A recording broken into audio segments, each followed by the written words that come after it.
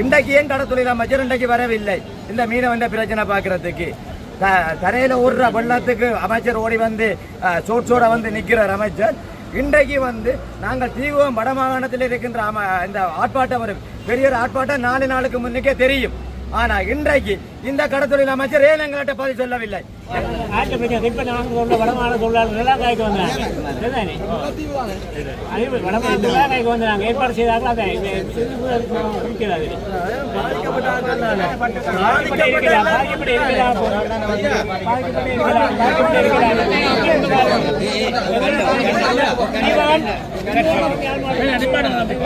விடுதலை புலிகள் இருந்த காலத்தில் கடல் புலிகளின் தளபதி சூசே அவர்கள் இந்த கடலை கட்டுப்பாடாக வைத்திருந்தது எல்லோருக்கும் தெரியும்.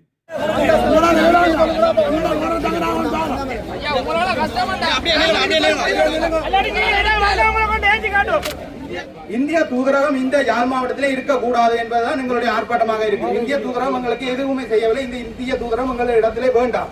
நாங்க சைனாவையோ அமெரிக்காவையோ கொண்டு இங்கே நாங்கள் இடம் கொடுத்து விடுவோம். இது காலகாலமாக நாங்கள் கச்சேரியில கொண்டு வந்து மகஜர் கொடுக்கிறதும், இது இந்த மகஜர் காலவதியை போறதும் இது எங்களுக்கு வழக்கப்பட்டதாக போயிட்டு. அனைவருக்கும் வணக்கம்.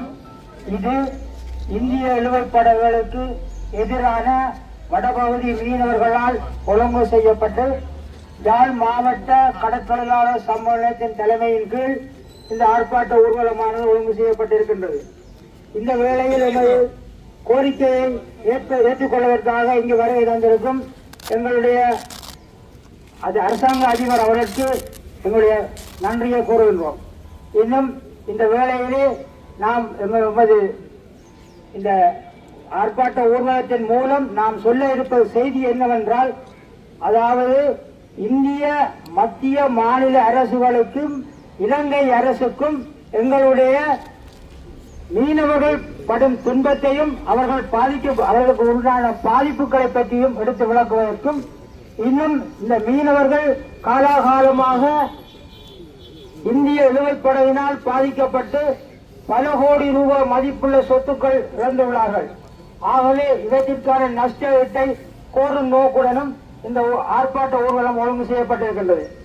எங்களுடைய நாம் எதிர்நோக்குவது சாப்பாட்டுக்காக அரிசியோ பருப்போ இல்லை.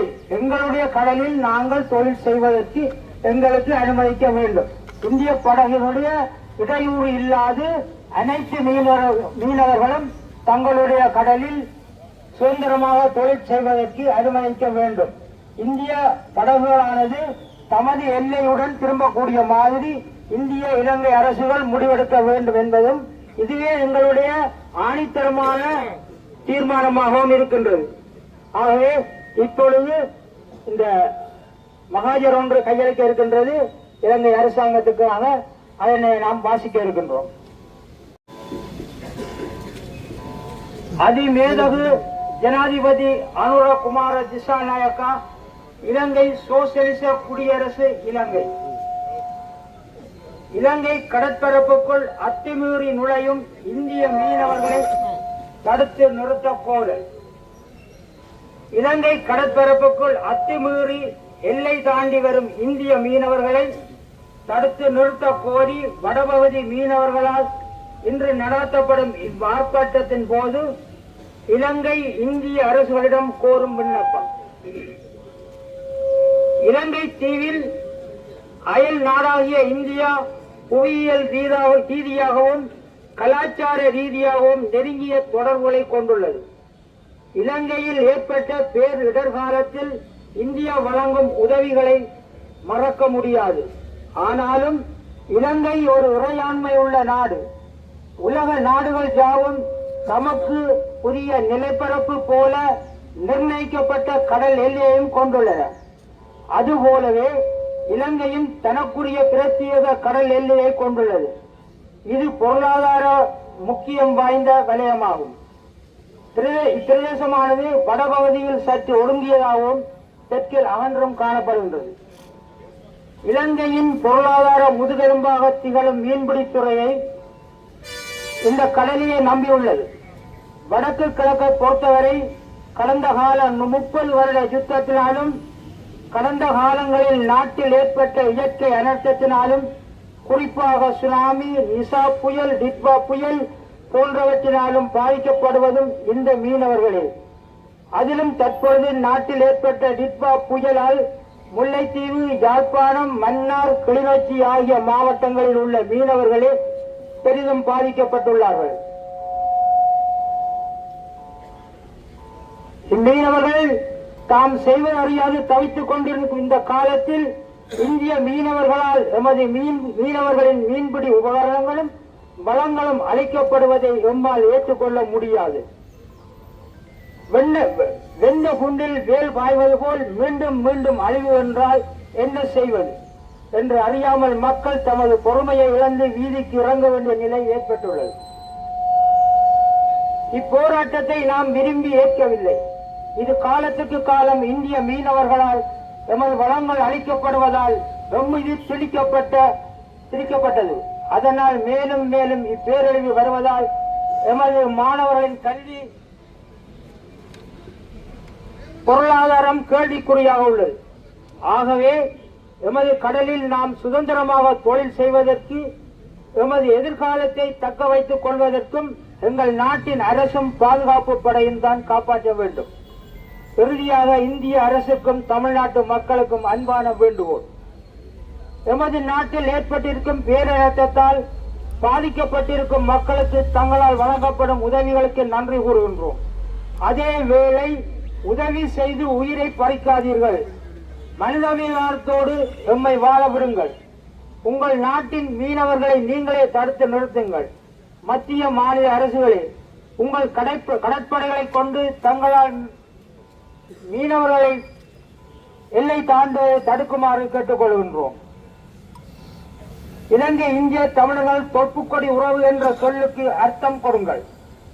எமக்குள் இருக்கும் உறவுக்குள் விரிசல் ஏற்படாமல் பார்த்துக் கொள்வது சால சிறந்தது என நினைக்கின்றோம் என்று அன்போடு கேட்டிருக்கின்றோம். நன்றி. பிரதிகள் இந்திய மத்திய மாநில அரசுகள், கடற்றொழில் நீரியல் வளங்கள் அமைச்சு, அரசாங்க அதிபர், மாவட்ட செயலகம் யாழ்ப்பாணம், வடமாகாண ஆளுநர், உதவி பணிப்பாளர், கடற்றொழில் நீரியல் வளங்கள் திணைக்களம். நன்றி.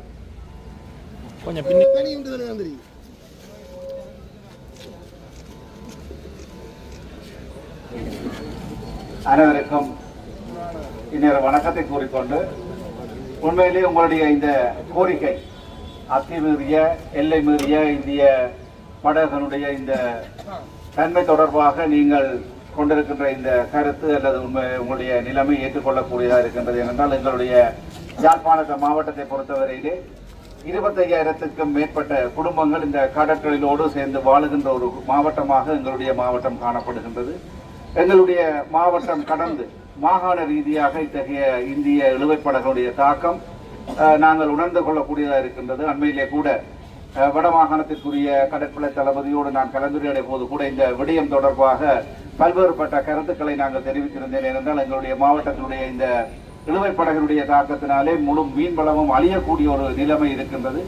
நீங்கள் இந்த மகஜரை அதிமேதகு ஜனாதிபதி அவர்களுக்கு தந்திருக்கின்றீர்கள். ஆகவே அந்த வகையிலே எங்களுடைய நாட்டினுடைய அதிமேதகு ஜனாதிபதி அவர்களுக்கு இந்த விடயம் தொடர்பாக நாங்கள் இன்று உடனடியாகவே இந்த விவரத்தை அவர்களுக்கு அனுப்புவதற்குரிய நடவடிக்கை எடுத்திருக்கின்றோம்.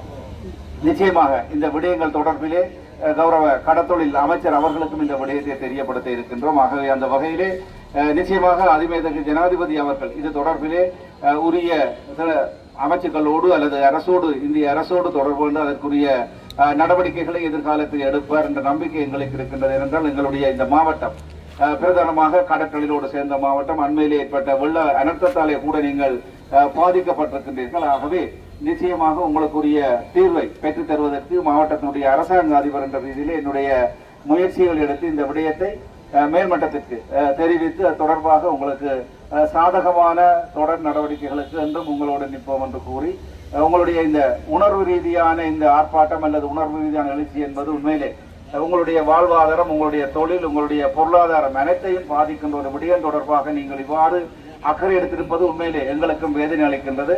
ஆகவே உங்களுடைய இந்த அர்த்த புஷ்டியான இத்தகைய ஒரு நிகழ்வு உங்களுடைய வாழ்வாதாரத்தை மேம்படுவதற்கு எங்களாலான முயற்சிகளை இந்த சந்தர்ப்பத்தில் எடுப்போம் என்று கூறிக்கொள்கின்றோம். நன்றி.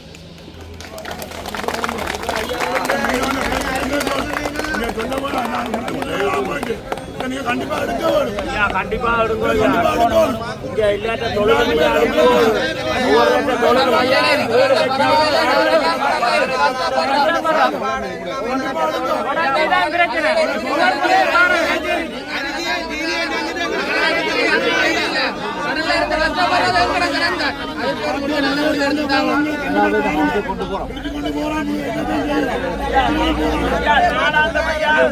ஒவ்வொரு சூழ்நிலை 4 லட்சம் ஒவ்வொரு வேலை 7 லட்சம் தூண்டி 1 லட்சம் இப்படி நாலாந்தம் எங்கட தொழிலாளர் ஐயா அழிஞ்சு போறோம் ஐயா. இன்றைக்கு கேட்டு ஒவ்வொரு குடும்பத்துக்கு கடல் படம் பார்த்து கொண்டு நிக்குது. நாங்களும் நினைக்கணும் கடல் பார்த்து நீங்க மீடியா பாருங்க. கடல் படம் பார்த்து கொண்டு இருக்குது. கரையோரத்துல வடமராட்சி கிழக்கு நாங்கள் கிலோமீட்டருக்கு ஒவ்வொரு நேவி போயிட்டு நிக்குது. நவீன ரேடர் வசதி எல்லாம் இருக்குது. நேவி பார்த்து கொண்டு நிக்க ரோட 150 கிலோமீட்டர் வருது. 150 மீட்டர்ல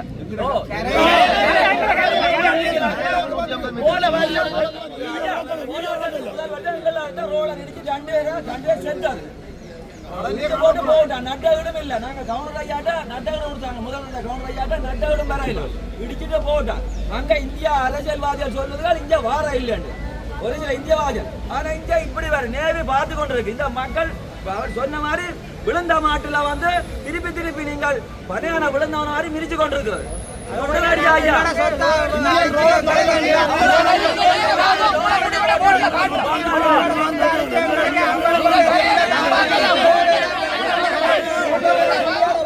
இந்தியாவில வந்து இழுவப்படவுகள் பயன்படுத்தப்படுறதுல தொழில் செய்ய வர்றவர் வந்து வறுமை கோட்டுக்கு உட்பட்ட இந்திய மக்கள். ஆனா அந்த இழுவப்படகுகளை வந்து முதலாளித்துவம் சொல்லி இந்தியாவில வச்சு எங்களா அவர்கள் வந்து ஏவி விடுகிறார்கள். எங்க கடற்கரைக்குள்ள போய் மீனை பிடிக்கணும் வான்னு சொல்லி நாங்கள் வந்து அத்துமீறும் தொழிலை செய்கிறேங்க. நாங்கள் வந்து வழிவேல தொழில்களை தூண்டல் தொழில்களை மட்டும்தான் செய்கிறோம். அதனால பாதிக்கப்படுறது நாங்கள் தான். எங்களது நாட்டு சட்டத்துக்கு மதிப்பு கொடுத்து வழிவேல தொழில்களை செய்கிறதால நாங்கள் பாதிக்கப்பட்டு கொண்டிருக்கிறோம். நாங்கள் முற்றுமுழுதா இந்த வாழ்வாரத்தை நம்பிதான் இருக்கோம். அதனால முதலாளித்துவம் இந்தியாவில் இருக்க முதலாளித்துவ இழுவப்படகுகள் கூலிக்காக இழுவ மீனவர்களை அனுப்பி இந்த தொழில்களை உட்கார்ந்து நீங்கள் அக்கறை செலுத்தணும். அமைச்சர் மட்டத்துக்கு கவனத்துக்கு கொண்டு போய் ஜனாதிபதி மட்டத்துக்கு கவனத்துக்கு கொண்டு போய் இந்த எல்லையை நிர்ணயம் செய்வது பாதுகாக்கும்.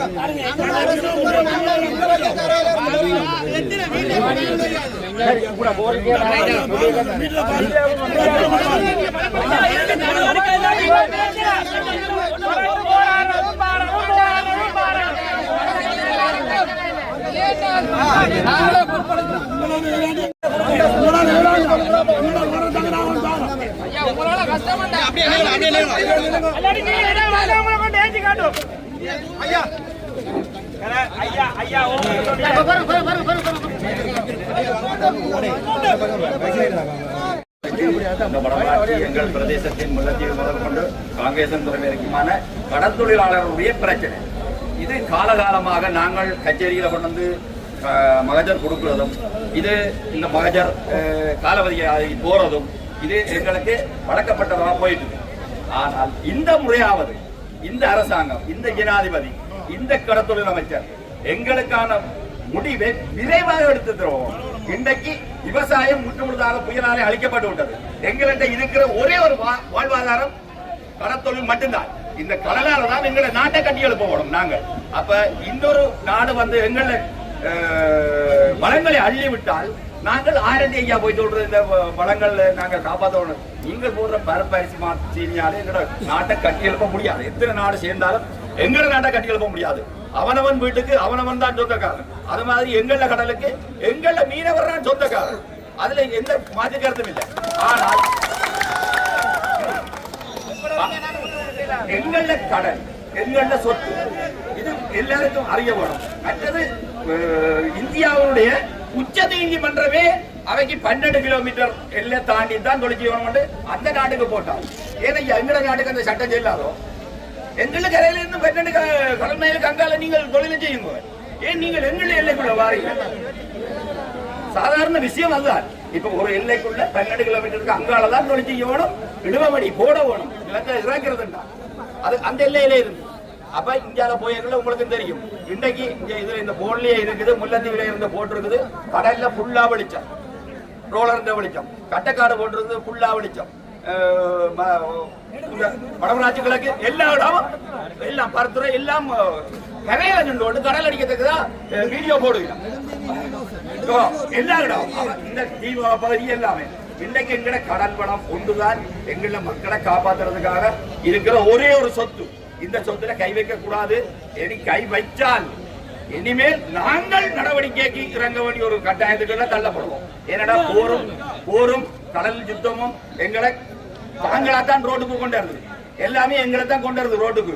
ஆனால் நாங்கள் கடலுக்கு இறங்க கூடாதுன்றத எங்களுடைய அமைச்சர்கள், எங்களுடைய நாட்டு ஜனாதிபதி எல்லாருமே சேர்ந்து எங்களை மக்களை காப்பாற்ற வேணும். நாங்களும் எங்களுடைய நாட்டை காப்பாற்ற வேணும்ன்றதுக்காக நாங்க சொல்லிக் கொள்றோம்.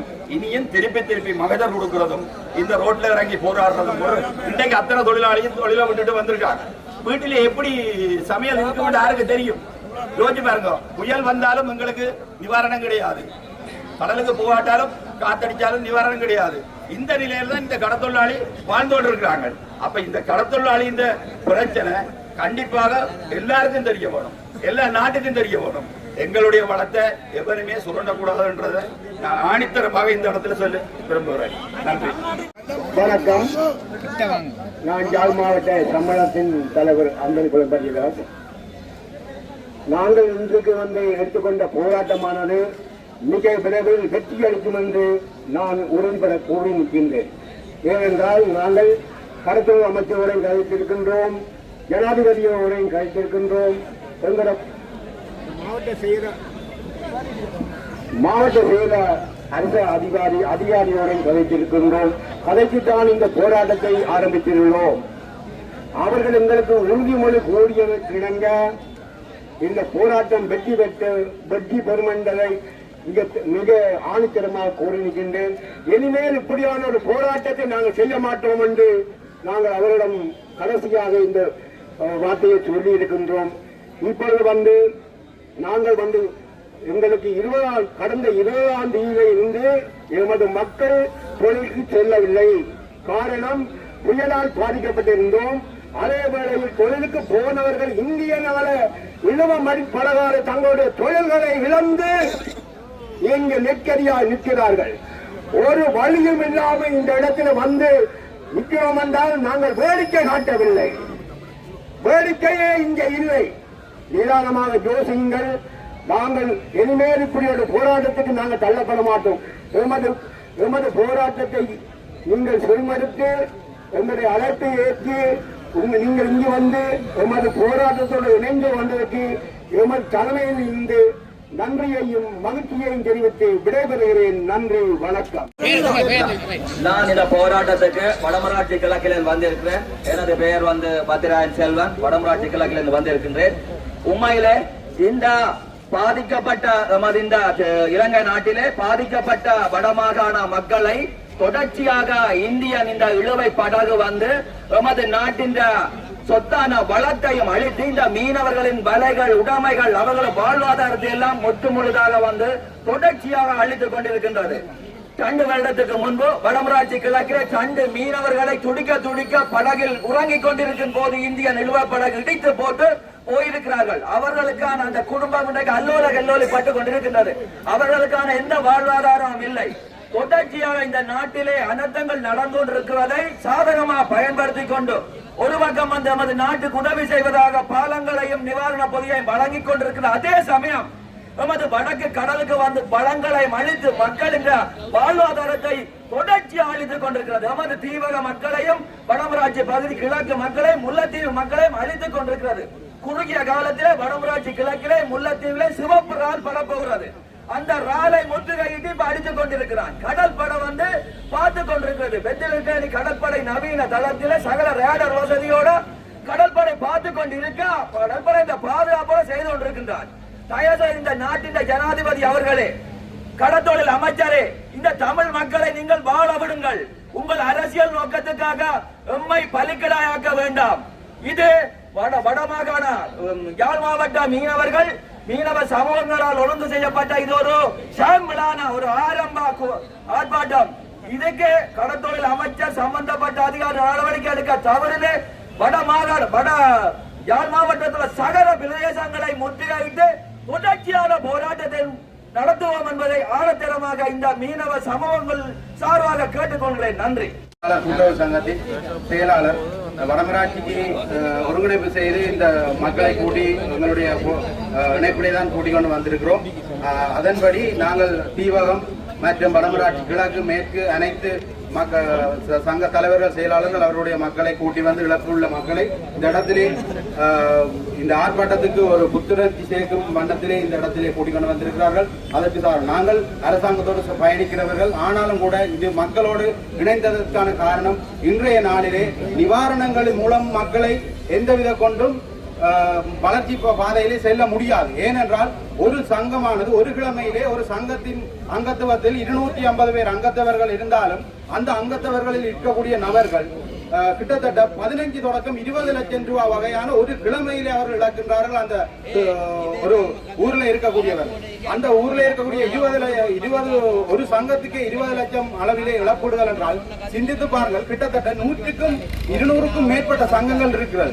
அப்ப ஒரு வருடத்துக்கு கணக்கு போட்டு பார்த்தீங்களா இருந்தால் எங்களுடைய வடபகுதி முழுவதும் இதிலேயே மண்ணாக போகிறது. இதுதான் உண்மை. இதை நாங்கள் இந்திய அரசாங்கத்திற்கும் ஒன்றை சொல்லிக்கொள்ள விரும்புகிறோம்.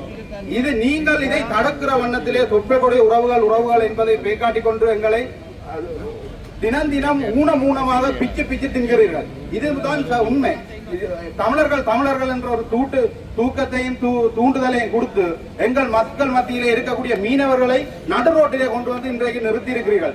இது நீங்கள் நினைத்திருந்தால், நீங்க சர்வதேசம் என்று சொல்லிக் கொண்டு இருக்கிறீர்கள், நீங்கள் நினைத்திருந்தால் இதை எப்பவே நிப்பாட்டி இருக்கலாம். நிப்பாட்டிக்கொள்ளும். இந்த யுத்தங்களும் சரி, இந்த இதுகளும் சரி, இந்த ஆர்ப்பாட்டங்களும் சரி, இந்த மீனவர் சம்பந்தப்பட்ட இழுவைப்படியும் சரி, நீங்கள் காதலே செல்லாத ஒரு தன்மையாகத்தான் நீங்க எடுக்கிறீர்களோ ஒழிய இதை நீங்க முடிவுக்கு கொண்டு வர அளவிலே இல்லை. ஆனால் நீங்க சொல்லுகிறீர்கள் சர்வதேசம். நாங்கள் இலங்கைக்கு கொடுத்துக்கொண்டே இருப்போம், அவர்கள் வாங்கிக் கொண்டேதான் இருக்கணும். அவர்கள் முன்னேறி வருவது உங்களுக்கு பிடிக்காது. நாங்கள் ஒன்றை கடைசியாக சொல்கிறோம். இனியொரு ஆர்ப்பாட்டம் நாங்கள் செய்ய இருப்பதா இருந்தால் இந்திய தூதரகம் இந்த யாழ் மாவட்டத்திலே இருக்கக்கூடாது என்பதுதான் எங்களுடைய ஆர்ப்பாட்டமாக இருக்கு. இந்திய தூதரகம் எங்களுக்கு எதுவுமே செய்யவில்லை. இந்த இந்திய தூதரகம் எங்கள் இடத்திலே வேண்டாம். நாங்க சைனாவையோ அமெரிக்காவையோ கொண்டது இங்கே நாங்கள் இடம் கொடுத்து விடுவோம். இதுதான் இனிமேல் நடக்கும். இலங்கை அரசாங்கத்துக்கு நீங்கள் உடனடியாக உங்களுடைய எல்லையை தாண்டி வந்தால் நீங்கள் சுட்டும் கலைக்கிறது உங்களுக்கு அனுமதியை கொடுங்கள். உடனடியாக இலங்கை அரசாங்கம் செய்யும். நீங்கள் சுட்டாலும் கூட அவர்களுக்கு ஒரு அழுத்தத்தை கொடுக்கிறீர்கள். ஏறி மிதித்து காலக்கையை வைக்கத்தான் நீங்கள் விரும்புகிறீர்கள். இதை உடனடியாக செய்ய சரியான முறைக்கு செய்யுங்கள். அடுத்த ஆர்ப்பாட்டம் என்றால் இது மட்டுமில்லை. இதில் கிட்டத்தட்ட 2000 சனத்துக்கு மேல வந்திருக்குது. ஆனா இது மட்டுமில்ல, இனிமேல் 5000 10,000 ஆட்களை திரட்டி உடனடியாக நாங்கள் இந்திய தூதரகத்தை இல்லாமல் தான் செய்வோம். நாங்கள் அரசாங்க மத்தியிலே வேலை செய்கிறோம் தான். ஆனால் நாங்கள் மக்கள் மத்தியில நிற்போம். நாங்கள் இன்று மக்களோடு இருக்கக்கூடிய அரசாங்கம் என்றபடியால் மக்கள் மத்தியில நின்று கதைக்கிறோம். இதுதான் உண்மை. இதை எந்தவித அரசியலும் இல்லை, எந்தவித உள்நோக்கமும் இல்லை. இது என்னுடைய விலை கூட இன்றைக்கு 10 லட்சம் ரூபாய் தொழில் சேதப்பட்டிருக்கு இந்த கிழமை மட்டத்திலே. அப்ப நீங்க சிந்தித்து பார்க்க வேண்டும். எங்களுக்கு உதவி வேண்டாம், உத்தரம் தராதீர்கள். இதைத்தான் நாங்கள் மறுபடியும் கேட்டுக்கொள்கிறோம். இதை தவிர எங்களை வாழ விடுங்க. இதுதான் நாங்கள் கேட்டுக்கொள்கிறோம். வந்து மயிலாடுதுறை ஆதிவாளடி பகுதியில் இருந்து மீனவர்கள் சார்பாக கலந்து கொண்டிருக்கின்றோம். எங்கள் வடபகுதி மீனவர்கள் சார்பாக இந்திய மீனவர்களிடம் வைக்கும் மக்களாகிய நாங்கள் உங்களுக்கு வைக்கும் கோரிக்கை, இதை பார்வையிட நீங்கள் ஒன்றை சிந்தித்துக் கொள்ளுங்கள். உங்கள் நாட்டில் உள்ள முதலாளி வர்க்கத்துக்கு கட்டுப்பட்டு பொருளாதார ரீதியாக நீங்கள் வறுமை கோட்டுக்கு உட்பட்டவர்கள் வந்து எமது இலங்கை ராணுவத்தினரிடம் பிடிபட்டு சிறைக்கு வரும்போது நமக்கு அதை பார்க்கும் பொழுதும் நமக்கு கவலையாக தான் உள்ளது. இருந்த போதும் எமது வாழ்வாதாரம் இல்லாமல் போகும்போது உங்களுக்காக நாங்கள் கவலைப்பட முடியாது. எங்களுக்கு அரசாங்கத்திடமும் நாங்கள் உங்களிடமும் பண்றாடுவது என்னவென்று சொன்னால், நாங்கள் எமது எல்லைக்குள்ளே நிரந்தரமாகவும் நிம்மதியாகவும் வாழ்வாதாரத்தை செய்வதற்கு எங்களை விடுங்கள். நீங்கள் அத்துமீறி வந்து எமது வாழ்வாதார வேலைகளை அளிப்பதையோ எமது வாழ்வாதாரத்தை அளிப்பதையோ முற்றாக நிறுத்துங்கள். எங்களுக்கு எமது கடல் வளம் பாதுகாக்கப்பட வேண்டும். நாங்கள் நீண்ட காலமாக கடல் வளத்தை நம்பியே வாழ்க்கை முறையை நடத்தி கொண்டிருக்கின்றோம். அதுவே உங்களுடன் நாங்கள் வைக்கும் கோரிக்கை. நாட்டு பிரச்சனை நாட்டு பிரச்சனை இப்போ நாங்கள் உள்ள வடமாநில தொழிலாளர்கள் எல்லாம் காய்க்கு வந்தாங்க அதுதானே அதே வடமாநில தொழிலாளர்களுக்கு வந்து நாங்கள் ஏற்பாடு செய்தார்கள் அதை இருக்கிறாரு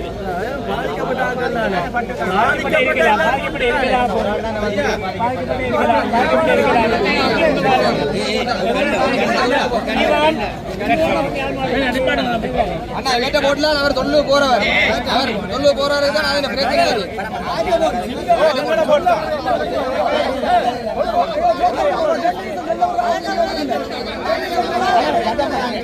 சத்தம் போட வேண்டாம்.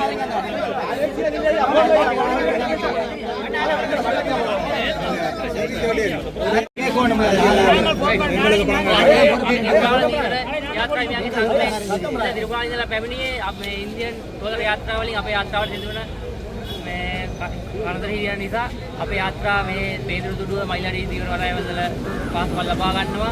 ඒ වගේම රැකියා කරන අවස්ථාවල් වලදී අපගේ ආලපන්න යාත්‍රාවලට අනුතුරු වෙලා දිනවා මේ දීවර යාත්‍රා නිසා අපි මෙතෙන්ට පැමිණියේ.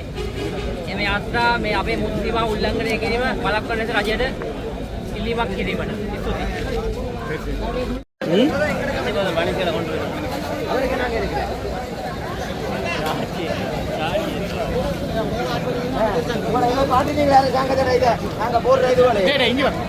வணக்கம், நான் நெடுந்தேவி அனைவருக்கும் வணக்கம். நான் நெடுந்தேவி அலைவச கடத்தொழிலாளர் கூட்டுறவு சங்கத்தின் தலைவர், உபதலைவர். உண்மையிலேயே நாங்கள் வந்து இந்த ஒரு போராட்டம் என்பது எங்களுக்கு ஒரு கடைசியாக தான் உண்மையாகவே இருக்கும். என்ன காரணம் என்று சொன்னால் 30 வருட காலமாக நாங்கள் யுத்தத்திலே பாதிக்கப்பட்டு இன்றைக்கு வந்து இந்திய நிலுவப்படகால காரைக்கால், நாகப்பட்டினம், ராமேஸ்வரம் எல்லா போட்டாலையும் வந்து ஒவ்வொரு நாளும் வந்து தொழில் செய்ய இயலாத சூழ்நிலையில் இருக்கிறது. ஆனால் உண்மையிலேயே கடந்த கால அரசாங்கத்திலேயே நாங்கள் இவ்வளவு ஆர்ப்பாட்டம் செய்து அதுக்கேற்ற மாதிரியான அமைச்சர்கிட்ட நாங்கள் உண்மையிலேயே இதை செய்திருக்கிறோம். இன்றைக்கு கடத்தொழில் அமைச்சர் என்று சொல்லி நல்லாட்சி அரசாங்கம் என்று சொல்றதை நாங்கள் வரவேற்கிறோம். இன்றைய போராட்டத்திலே இவ்வளவு பிரச்சனை இருக்கத்தக்கதாக இந்த கடத்தொழில் அமைச்சராக இந்த அரசாங்க உதவி இதாக இருந்தவர் வந்து இன்றைக்கு ஏன் கடத்தொழில் அமைச்சர் இன்றைக்கு வரவில்லை? இந்த மீனவன் பிரச்சனை பார்க்கறதுக்கு தரையில ஓடுற வெள்ளத்துக்கு அமைச்சர் ஓடி வந்து சோட்சோட வந்து நிற்கிறார் அமைச்சர். இன்றைக்கு வந்து நாங்கள் தீவிரம் வடமாகாணத்தில் இருக்கின்ற இந்த ஆர்ப்பாட்டம் பெரிய ஆர்ப்பாட்டம் 4 நாளுக்கு முன்னுக்கே தெரியும். ஆனா இன்றைக்கு இந்த கடத்தொழில் அமைச்சர் ஏன் எங்கள்கிட்ட பதில் சொல்லவில்லை? எங்களுக்கு என்னென்று தீர்வு தெரிவினோம். நாங்கள் உண்மையிலேயே இந்த தீர்வு சரியான முறையில் தரவிட்டால் நாங்கள் வடமாகாணத்தில் இருக்கின்ற கடத்தொழிலாளிகளும் தீவக மீனவர்களும் எங்களுக்கு இந்திய நிலுவப்படையை பிடிப்பதற்கு எங்களுக்கு ஆயுதம் தேவையில்லை. நாங்கள் 30 வருட காலமாக யுத்தத்திலே ஆயுதம் ஏந்தி போராடிய தமிழர். இதை எல்லாருக்கும் தெளிவாக நாங்கள் சொல்லுகிறோம். இந்த இந்திய நிலுவப்படையை பிடிப்பதற்கு எங்களுக்கு ஒரு நிமிடம் கூட போதாது. போதும். இந்த ராணுவத்திட்ட கேட்க சொல்லுகிறார்கள், எங்களுக்கு ஓடர் இல்லை, எங்களுக்கு பிடிச்சா போட்டு முட்டுப்பட்டுரும். அப்ப எங்கட போட்டு உடைஞ்சு போய் நாங்க வாழ்வாரத்தை இழந்து போனா நீங்க ஏற்றுக்கொள்வீங்களா? எத்தனை அமைச்சர்கிட்ட போய் கிடைக்கிறோம், எல்லாம் வேடிக்கை பாய்க்கணும். அரிசி, சாமான், சீனி நாங்க வேணுமா? மீனவர் நாங்க தாரோம் அரசாங்கத்துக்கு. எங்களுக்கு ஒரு வரிப்பணம் இல்ல, 10 வரிப்பணம் நீங்க பட்டீங்க. நாங்க மீனவர் நாங்க தாரோம். இந்த போராட்டத்திலே அரசியல் உள்நோக்கத்திலே மீனவரை வந்து அரசியல் பண்றாங்க. இந்த அரசியலுக்கு இடம் கொடுக்க கூடாது. உண்மையிலே நாங்கள் இந்த ஜனாதிபதியை நாங்கள் குறை சொல்லவில்லை. தரமான முறையிலே நாங்கள் அடுத்த எலெக்ஷனுக்கு இந்த ஜனாதிபதி தான் தேர்ந்தெடுக்கிறதுக்கு இந்த மீனவர் சமூகத்தில் முடிவு கட்டும் வரைக்கும் நாங்கள் போராடுவோம். களத்திலே எங்களை உயிரை போக விடாமல் இந்த அரசாங்கம் பாதுகாக்க வேண்டும். ஆனால் நாங்கள் கடலிலே ஒரு சில நாளிலே எங்களோட உயிர் போனாலும் நாங்கள் வலுக்கூடி எஞ்சி வச்சிருக்கிறோம். நாங்கள் போராட்டம் செய்வோம். கடலில் நாங்கள் மோதுவோம். எந்த இந்த கடத்தொழில் மினிஸ்டர் கூட இதுல வராதவர் கூட கடலுக்கு வரையும் இல்லாது ராணுவமோ போலீஸோ எவரும் எங்களுக்கு கிட்ட வரக்கூடாது. இதை கூறி இந்த ஒழுங்கான தீர்வை தந்து இந்த நேரத்தை தந்ததுக்கு நன்றி கூறி வணக்கம். மதிப்புக்குரியவர்களே, அனைவருக்கும் அன்பான வணக்கம். யாழ் மாவட்டத்திலே இன்று மிகப்பெரிய ஒரு கவன ஈர்ப்பு போராட்டம். மீனவர்கள் தங்களுடைய வாழ்வாதாரத்துக்காக கையேந்தி நிற்கும் நிலையை இது வெளிப்படுத்துகிறோம். இந்திய இழுவைப் படகுகளின் அட்டகாசமான செயல்பாடுகள் தொடர்ந்த வண்ணம் இருக்கின்றன. விடுதலை புலிகள் இருந்த காலத்தில் கடல் புலிகளின் தளபதி சூசே அவர்கள் இந்த கடலை கட்டுப்பாடாக வைத்திருந்தது எல்லோருக்கும் தெரியும். நான் இது உண்மையைத்தான் சொல்றேன். அந்த நேரத்தில் இந்த மீனவர்கள் தங்களுடைய வாழ்வாதாரத்துக்கு எல்லாம் சொல்லவில்லை, வாழ்வாதாரத்துக்கு ஏற்ற வகையில் தங்களுடைய தொழிலை செய்து கொண்டு வந்தார்கள். ஆனால் வாழ்வாதாரத்துக்காக அந்த நேரம் ஓரளவுக்கு சீரான நிலையைத்தான் செய்து வந்தார்கள். மீனவர் சீரான வாழ்வாதாரத்தை பெற்று வந்தார்கள். இப்போது பாராளுமன்றத்திலே பல தடவை நான் இதற்காக குரல் கொடுத்திருந்தேன். உங்களுக்கு தெரியும், பாராளுமன்ற விதிமுறைகளின்படி ஒத்திவைப்பு வேளை பிரேரணை, ஆலோசனை கூட்டங்களில் கலந்துரையாடல், பாராளுமன்றத்தில் உரையாற்றுதல் என்ற வகையிலே அமைச்சரிடம் கேள்விகளும் கேட்டு அந்த கேள்விகளுக்கு அமைச்சரும் ஆதரவாகத்தான் செயல்பட்டது. இது தவிர இந்திய தூதுவர்களை சந்திக்கும் போது இந்திய தூதுவர்களிடமும் 2 தடவை நான் நேரடியாக எங்களுடைய கட்சி சார்ந்து கலைக்கும் போது நேரடியாக இந்திய இழுவை படகுகளால் எங்களுடைய வாழ்வாதாரம் சிதைக்கப்படுகின்றது என்ற கருத்துக்களை ஆழமாக முன்வைத்தேன். இந்திய தூதுவரும் ஏற்றுக்கொண்டு படிப்படியாக தாங்கள் இதை குறைப்போம், வேறு தொழில்களுக்கு மாற்றீடு செய்து கொண்டு வருகின்றோம் என்று அவர் இந்த கருத்துக்களில் சொல்லப்பட்டது. அவருடைய கருத்துக்களில் சொல்லப்பட்டது. நான் இப்போது இந்த போராட்டம் கேள்விப்பட்டு நான் இங்கே கலந்து கொண்டு மீனவர்களுடைய வடமாகாணத்தை பொறுத்தமட்டிலே யாழ்ப்பாணம் என்றால் ஒரு பெரிய இடம், தொழிலாளர்கள் உள்ள இடம், தீவு பகுதிகள் என்று ஏராளமாக இருக்கின்றது. இதோடு சேர்த்து மாவட்டம் என்ற ரீதியில் முல்லைத்தீவு, மன்னார், கிளிநொச்சி 4 மாவட்டங்கள் இதுக்குள் உள்ளடங்குகின்றன. 4 மாவட்ட மீனவர்களும் சொல்லனா துன்பத்தில் தங்களுடைய குடும்பங்களை கொண்டு நடத்த வழியில்லாத நிலைமையில்தான் அவர்களுடைய அந்த இயலாத கட்டம் தான் இங்கே வந்திருக்கின்றார்கள். ஒழுங்கான முறையில இந்த மீனவர்களுடைய தொழிலுக்கு உத்தரவாதம் இந்த அரசாங்கம் செய்தால், அரசாங்கம் செய்யுமாக இருந்தால் இந்திய இழுவை படகுகளோ தென்னிலங்கை மீனவர்களின் சுருக்கு வேலை போன்ற சட்டவிரோத தொழில் செயல்பாடுகளோ நிறுத்தப்படுமாக இருந்தால் இவர்களுக்கு மீனவர்களுடைய வாழ்வாதாரத்துக்கு அரசாங்கம் ஒன்றுமே தர தேவையில்லை. தாங்களே தங்களுடைய உழைப்புகளால் தங்களை மேம்படுத்தக்கூடிய வழி மீனவர்களுக்கு இருக்கின்றது. இப்போது நான் அரசாங்க அதிபர் அவர்களையும் சந்தித்து இது சம்பந்தமாக தெளிவாக அதற்கும் ஒரு விளக்கத்தை கொடுத்தேன். எனக்கு இந்த மீனவர் சங்கங்கள் படும் வேதனை, மீனவ மக்கள் படும் வேதனை முற்றுமுழுதாக தெரியும். அந்த வகையில் நேற்று இரவு 2 மணிக்கு, அதாவது அதிகாலை 2 மணி ஒருவரும் நாயாற்றிலிருந்து, மற்றது முல்லைத்தீவில் இருந்து 10 மணி ஒருவரும் எடுத்து இப்போது கடற்கரைக்கு வந்தாலும் இந்த ரோலர்களை பார்க்கலாம், இந்திய இழுவை படகுகளை பார்க்கலாம் என்று வேதனையோடு சொல்லுகின்றார். எங்கட பிள்ளைகளை நாங்கள் பள்ளிக்கூடத்துக்கு விடுவதில்லையா? எங்கட வாழ்வாதாரத்தை நாங்கள் செய்வதில்லையா? இப்ப என்ன ஒரு ஏமாற்ற வேலை ஒரு இந்திய அரசாங்கமானது இதை ஏன் கட்டுப்படுத்த முடியாது? ஒரு எல்லை தாண்டி அவர்கள் இங்கு வந்து தங்களுடைய அட்டகாசங்களை செய்து எங்களுடைய மீனவர்களின் வயிற்றில் அடிப்பது ஏன் நிறுத்த முடியாது? இதைத்தான் எங்களுடைய மீனவர்கள் கேட்கின்றார்கள். இந்த வள்ளத்தையும் கொண்டு வந்து விலைகளையும் கொண்டு வந்து காட்சி பொருளாக்கி கொண்டு இப்படி இருக்கின்றார்கள். எதுக்கு? நாங்கள் போராட வெளிக்கிட்டால் அவர்களுடைய போராட்டம் வந்து சும்மா வீண் போக விட வேண்டாம். தயவு செய்து இதற்கு ஒத்துழைப்பு தாருங்கள். நீங்கள் மெத்தன போக்கிலே இதுல இந்திய அரசாங்கமும் இலங்கை அரசாங்கம் கூட இதை நினைத்தால் சரியான முறையில் அணுகி இதை தடுத்து நிறுத்தலாம். இந்த வகையில் உங்களுடைய செயல்பாடுகளில் அதிக அக்கறை காட்டி ஒரு நியாயமான போக்குக்கு எங்களுடைய மீனவர்களை வாழ விடுங்கள் என்றுதான் நாங்கள் கேட்கின்றோம். எங்களுடைய மீனவர்களை வடபகுதி மட்டுமல்ல கிழக்கு பகுதியிலேயும் இந்த திண்டாட்டங்கள் இருக்கின்றன. ஏன் எங்களை நோயடிக்கின்றீர்கள்? யுத்தத்தால் பாதிக்கப்பட்டு நொந்து போயிருக்கின்ற இந்த மக்களுக்கு இந்த வாழ்வாதார உதவிகளால் நொந்து போயிருக்கின்ற இந்த மக்கள் தாங்கள் உழைத்து சாப்பிடலாம் என்றால் நீங்கள் ஏன் அதுக்கு இப்படியான ஒரு போக்கில இந்திய ரோலர்கள் இந்த கரையில வந்து மீன்பிடிக்கும் மட்டும் ஆதரவை வழங்கி கொண்டிருக்கின்றனர். இதை சட்டப்படியாக நிறுத்துங்கள் என்றுதான் இந்த மீனவர்களுடைய கோரிக்கை. இதை நிறுத்தாவிட்டால் இந்த மீனவர்கள் தொடர்ந்து இப்படியான போராட்டங்களில் ஈடுபடுவார்கள். தயவு செய்து உங்களை மந்தாட்டமாக நாங்கள் கேட்டுக்கொள்கிறோம். மீனவ மக்கள் சார்பாக கேட்டுக்கொள்கிறோம். தயவு செய்து இந்த நிலைமைக்கு ஒரு முற்றுப்புள்ளி வைத்து, இந்த இந்திய இழுவை படகுகளின் அட்டகாசங்களுக்கு ஒரு முற்றுப்புள்ளி வைத்து எங்களுடைய மக்களை வாழ விடுங்கள் என்றுதான் கேட்கிறோம். நன்றி. முன்னாடி மீனவர்கள் வேலைகள் ஒரு வெள்ளங்கள் எல்லாம் இந்திய மீனவரால் வாழ்வாதாரம் கட்டப்போகும், எங்களோட தொழில் கட்டப்போகும். இன்றைக்கு இவ்வளவு எடுத்துக்கொண்டு நாங்கள் போகிற இடத்துல இவ்வளவு செலவை போட்டு கொண்டு போய் இதில் முயற்சியை எடுக்க இல்லாமல் இருக்குது. உள்ளவன் இருக்கிறான், இல்லாதவன் இருக்கிறான், அண்டைக்கு சீவிக்கிறவன் இருக்கிறான். அப்படி என்ற மெச்சத்தில் எங்களோட மீனவர் கூலிக்கு வேலை செய்து சாப்பிட்ற, தூண்டி தட்டி சாப்பிட்ற மீனவர்களும் எங்களை ஆக்கள் இருக்கு. இன்றைக்கு நாங்கள் அந்த இடத்துல அந்த தொழிலை நாங்கள் சரியாக செய்து கொடுக்கலே என்றால் அவை இந்த லோனுகள் பிரச்சனைகள் இவ்வளவு பிரச்சனைகள் இருக்குது.